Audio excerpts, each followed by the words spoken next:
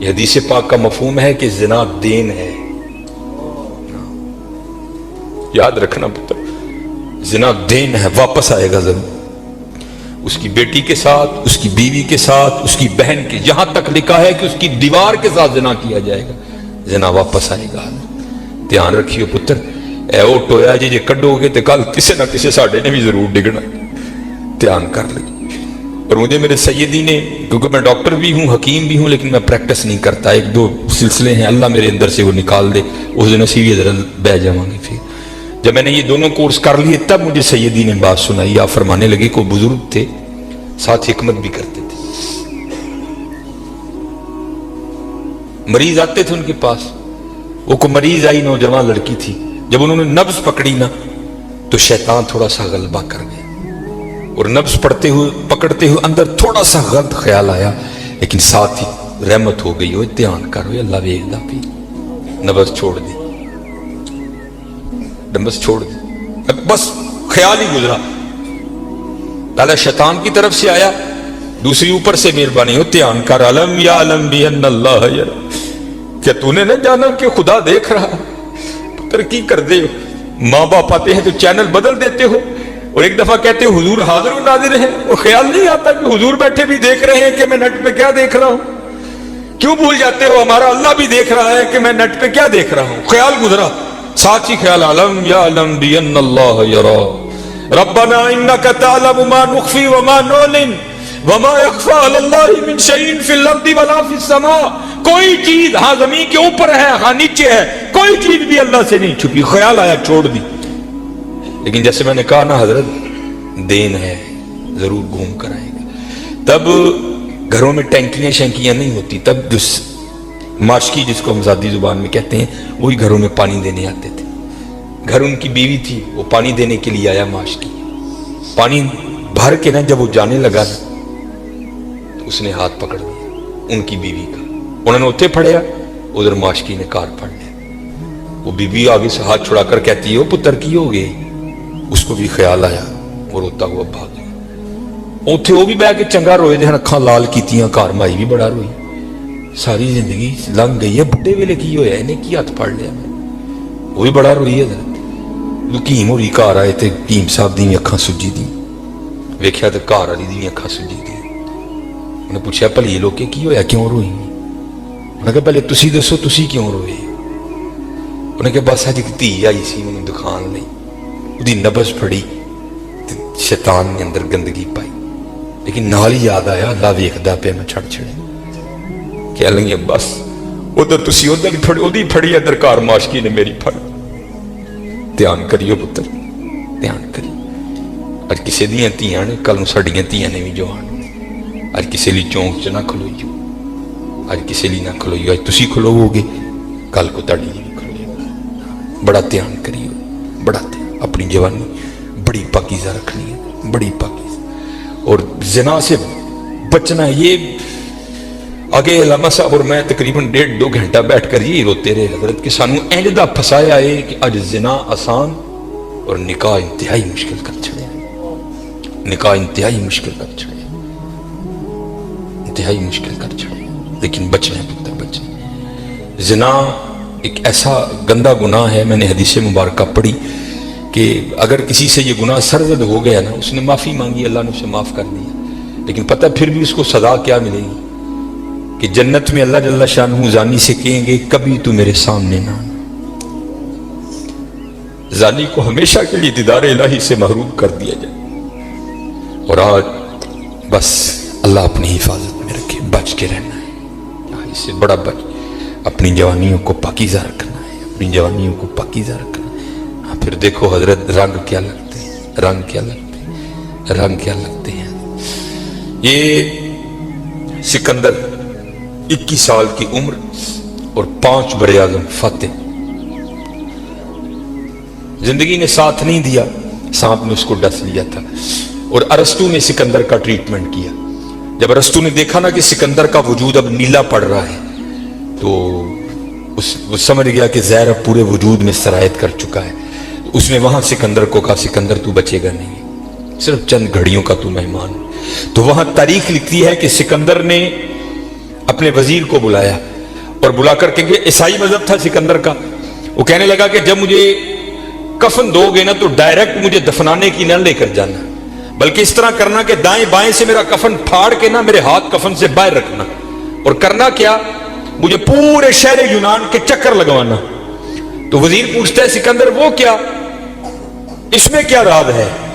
تو کہتا ہے میں جاتے ہوئے ان لوگوں کو سبق دینا چاہتا ہوں اور اس دنیا سے جینا لگانا۔ دیکھو آج 15 لاکھ مربع میل فتح کرنے والا سکندر اس دنیا سے خالی جا رہا ہے، اور چلے وہ کچھ نہیں لے کر گیا، ہم کیا لے کر جائیں گے؟ اور پھر یہاں کسی نے بڑا خوبصورت لکھا تھا، یہ وہ باغ ہے جس کے ہزاروں مالی تھے۔ دھیان رکھنا حضرت، یہ ہمیں بڑا وہم پڑ گیا ہے، مالک ہم نہیں ہیں حضرت، یہ علماء بیٹھے ہیں۔ اس نے قرآن کریم میں کب کہہ دیا کہ تم مالک ہو؟ تو قرآن کریم میں بار بار کہتا ہے وَلِلَّهِ مُلْكُ السَّمَاوَاتِ وَالْأَرْضِ، اور اللہ ہی کے لیے ہے زمین و آسمان کی بادشاہت، وَاللَّهُ عَلَىٰ كُلِّ شَيْءٍ قَدِيرٌ۔ یا آیت الکرسی میں ہر فرض نماز کے بعد اس بات کو دہراتے ہو، اللہ لا الہ الا هو الحی القیوم لا تأخذه سنة ولا نوم لہو ما فی السماوات وما فی الارض، اور اللہ ہی کے لیے ہے جو کچھ آسمانوں میں ہے اور جو کچھ زمینوں میں ہے۔ سورہ آل عمران 3 پارہ، کل محبوب آپ کہہ دیجئے اللہم مالک الملک، اے اللہ اے ملکوں کے مالک، تیال کریے پتر وہ مالک جے، اسی نہیں مال، ہم تو مالی ہیں یار۔ اور میں اکثر اپنی مثال دیا کرتا ہوں، جب میں تھوڑا بڑا ہوا نا تو میں نے کیا دیکھا، میرے گھر کے باہر جو پلیٹ لگی تھی نا اس پر لکھا تھا چودھری علم دین، پھر وہ پلیٹ بدل گئی ہے، دادا وہ کا انتقال ہو گیا، پھر نئی پلیٹ کیا لگی، حاجی محمد بوٹا۔ اب پتہ نہیں حضرت یہ پلیٹ کب تک رہتی، جگہ وہاں رہی حضرت، لیکن کیا ہوا حضرت، مالیوں کے نام بدلتے رہے حضرت، اسی مالیاں حضرت، اسی مالک نہیں ہے، مالک وہی ہے۔ اور میں یہ ایک روایت بھی اکثر سناتا ہوں کہ آپ کہو گے مولوی صاحب ایمی ساڑھے کچھ ساڑھیاں زمینہ کھون لگے ہو، ان کو قرآن و حدیث سے بھی تو دلیل دینا۔ حضرت موسیٰ علیہ السلام کا دور مبارک تھا اور زمین کا ایک ٹکڑا تھا، 2 بندے لڑ پڑے آپس میں، ایک مالک تھا، ایک کا دل بے ایمان ہو گیا۔ اس سے پہلے کہ دونوں دستے گریباں ہوتے، خون بہتا، کسی کی جان جاتی، وہ 4 وڈے وڈیرے وچ رلے، انہوں نے بیٹھ کے کیا گل سنو، اللہ کے نبی حضرت موسیٰ علیہ السلام موجود ہیں، کیوں ایک دوسرے کا گریباں پکڑتے ہو، چلو چل کے ان سے فیصلہ کرواتے ہیں۔ سارے لوگ حضرت موسیٰ علیہ السلام کے پاس حاضر ہوئے، عرض کی حضور زمین کا ٹکڑا ہے، یہ دعویٰ کرتا ہے زید کہ میرا ہے، بکر کہتا ہے میرا ہے، آپ اللہ کے نبی ہیں، آپ فیصلہ فرمائیں کس کا ہے۔ کچھ ایسے ہوتے ہیں نا جن کو ادب اداب کی اگائی نہیں ہوتی کوئی بھی، وہاں بھی ایک ایسا بیٹھا تھا۔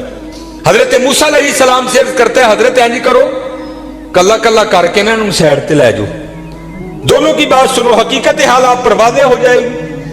حضرت موسیٰ علیہ السلام جلال میں آ گئے، آپ نے فرمایا میں اللہ کا نبی ہوں، مجھے اس بات کی ضرورت نہیں کہ میں کلا کلا کر کے ان کی بات سنوں، مجھے اللہ نے یہ طاقت دے رکھی ہے، میں زمین کے ٹکڑے سے پوچھ لوں گا بتا تو دونوں میں سے کس کا ہے۔ آپ نے سب کو اکٹھا کیا اور لے کر چلے گئے، زمین کے اس ٹکڑے پر کھڑے ہوئے، فرمایا زید دعویٰ کرتا ہے تو میرا ہے، بکر دعویٰ کرتا ہے تو میرا ہے، اللہ کے نبی حضرت موسیٰ تجھ سے پوچھتے ہیں بتا تو کس کا ہے۔ تو تفسیر میں لکھا ہے کہ وہ زمین کا ٹکڑا بول اٹھا، پہلے حضرت موسیٰ علیہ السلام کو سلام عرض کی، اور سلام عرض کر کے عرض کرتا ہے حضرت یہ دونوں جھوٹے ہیں، نہ میں اس کا ہوں نہ میں اس کا ہوں، ان کو تیاری کریں، یہ دونوں میرے ہیں۔ ہسی حضرت کیڑے وہم چھپے دیا تے حقیقت کیا ہے، یہ وہ باغ ہے جس کے ہزاروں مالی تھے، سکندر جب اس دنیا سے گیا دونوں ہاتھ خالی تھے۔ ہاں حضرت دھیان کریو، خالی آئے ہیں اور خالی ہی یہاں سے جائیں گے۔ ہاں جائے گا کیا، اچھے اور برے اعمال ساتھ جائیں گے۔ ہن تہاڈی مرضی حضرت، جدا مرضی ٹیر لا لو، لیکن حضرت جی چنگا ہی ٹیر لائیو، مندہ نہ لائیو۔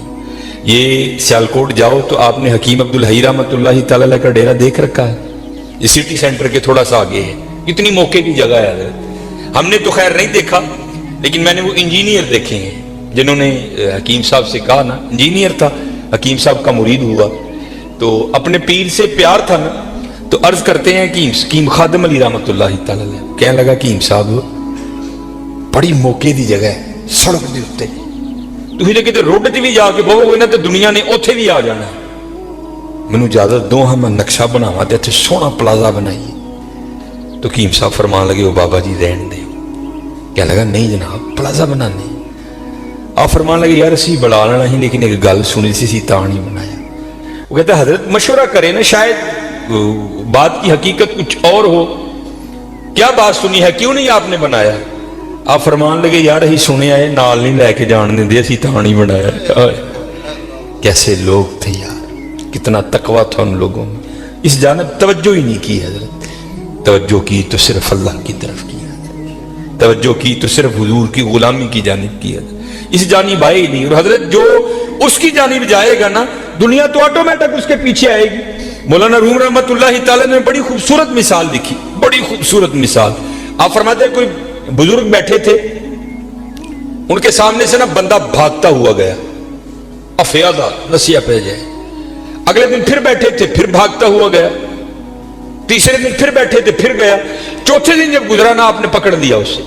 آپ نے فرمایا بھائی تجھے کیا مصیبت پڑی ہے، روز تو اس وقت بھاگتا ہوا نکل جاتا ہے اس جانب۔ اور کرتا ہے حضور میں اپنا سایہ پھڑن دیا تھا۔ آپ نے فرمایا پھر تو ساری زندگی نہیں پکڑ سکے گا۔ اس نے کہا حضور وہ کیوں؟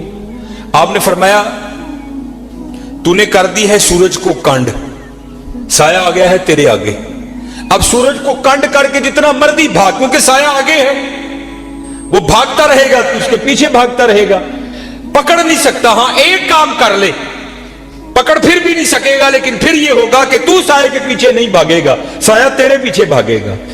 انہیں عرض کی رو کی، آپ نے پھڑکنا دا پاسا پوایا اور منہ کیتا سورج جل۔ فرمایا سورج جل نوں دوڑ لا، سایہ تیرے پیچھے پیچھے دوڑے گا۔